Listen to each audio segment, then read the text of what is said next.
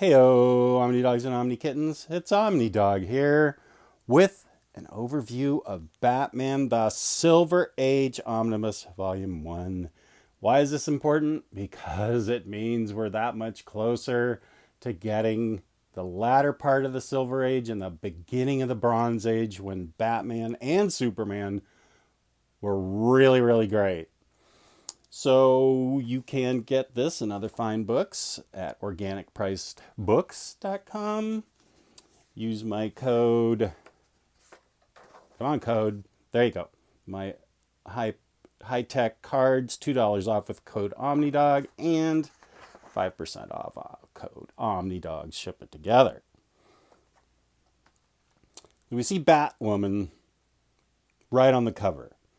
So this is Kathy Kane in her first appearance. There are a lot of first appearances or just generally cool stuff. Will this book appeal to the modern reader? Possibly.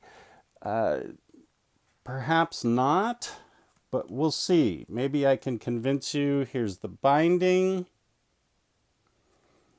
Here is the back of the book. Now this is good. They did it Marvel style with everything that's in the book on the back. I am a big fan of these, so you can see what the covers were. And let's take a look inside. And, well, that's pretty dull. It's just standard black with the embossed Batman the Silver Age Omnibus Volume 1 on there. But that's okay. DC put out an omnibus. That is a reason to celebrate. So let's see how they did. I relaxed the spine. And we'll see what if there's any gutter loss. Now they have an excellent table of contents with all the writers and the pencilers, which is great. Page numbers. Page numbers on the pages too. And do they have the... Now some of these Batman stories, yes, they do have covers. So this is like the perfect omnibus. Page thickness, really nice. And some of these Batman stories, whether they're in Detective or Batman, contain 2 or even 3 stories sometimes. So this is when we get our introduction into Batwoman, the Batwoman, and I think maybe the next, she's not introduced in this one, but the original Batgirl, her niece, will be introduced, probably in the next omnibus. So here we have, one thing is, not super wordy, so that's good. Well, of course, this is a little wordy. And these are early Batman stories from... Oh, let's check out Silver Age when we started. 56, yes. All the way to 58. So 2 years at a time. Let's see. 58... 10 divided by 2. Within 5 years, hopefully, we'll get to my time period that I want, 68 to 74. Who knows? Maybe they'll release them a little bit quicker. But I love having the covers right before the stories. Commissioner Gordon. And just to look at some of the art. Are the stories simple? Yeah, they're pretty simple. But I did notice while reading and enjoying this, they do take him into, this is fairly standard, a way to take out Batman, the doors that hid disaster, the giant bowling ball and bowling pins.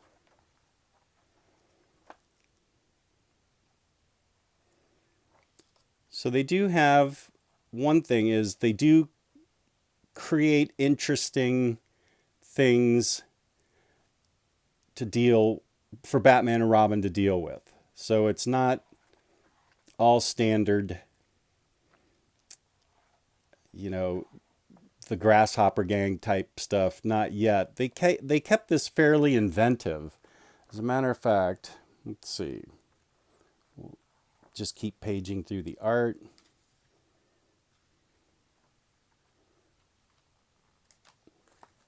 And actually, let me get to the middle of the book so we can see how the gutter loss is.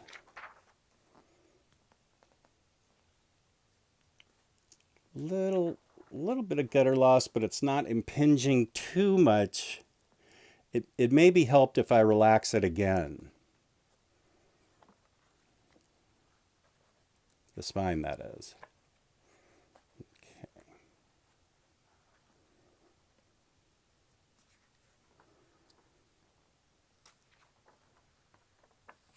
Puppet Batman. It's an extra story.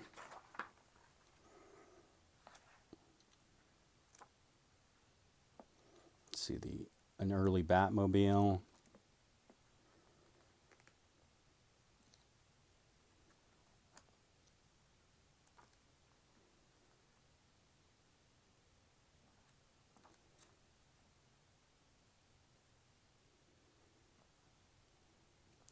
Here we have the introduction of the Owl Man. Who the heck is he? Well, you're going to have to read it and find out. There's the bat signal. Colors, very nice. They pop.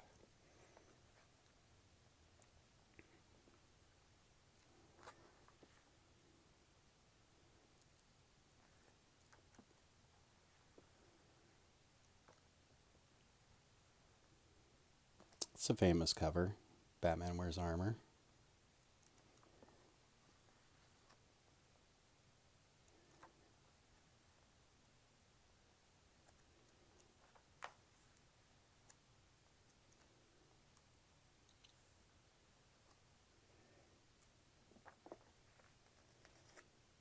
These covers are cool.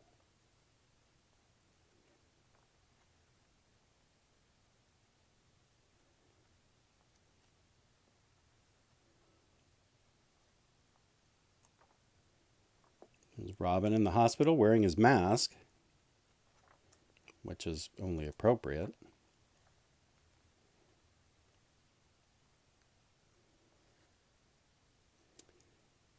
Vicky Vale, who is always trying to pin Bruce Wayne into being Batman.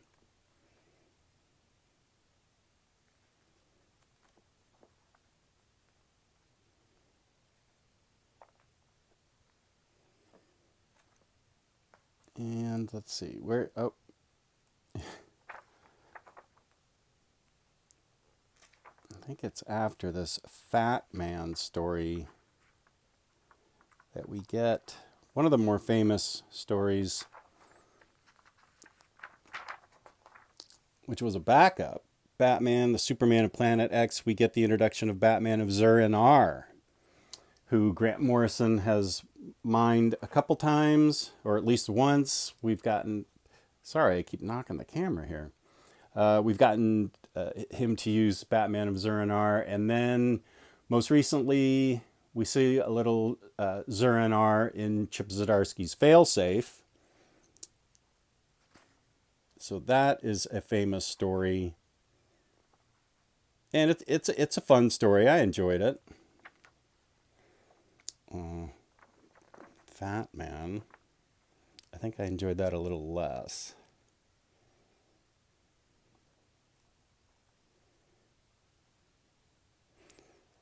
That is typical early Silver Age art right there. But these stories are fun, and as I said, they're not too wordy. They move the plot along, and I enjoyed them as a Batman fan. Golden Age was just, here we have another appearance by Batwoman.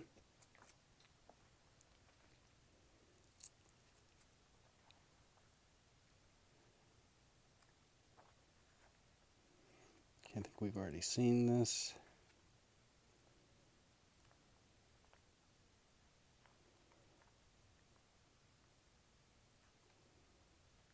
We have Batman getting hypnotized in one of these stories.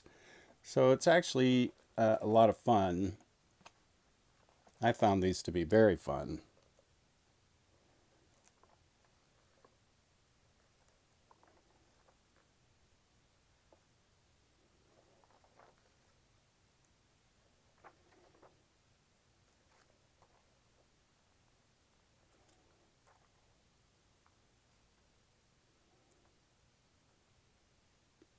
And Mogo the Bat Monkey.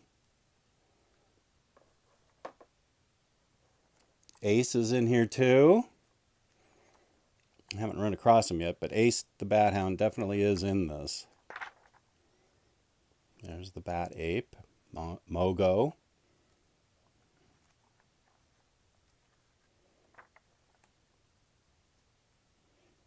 This creature looks familiar from an earlier. There's the Zeranar. So there's Ace. And do we have any extras? Probably not. No. We do get biographies of the creators.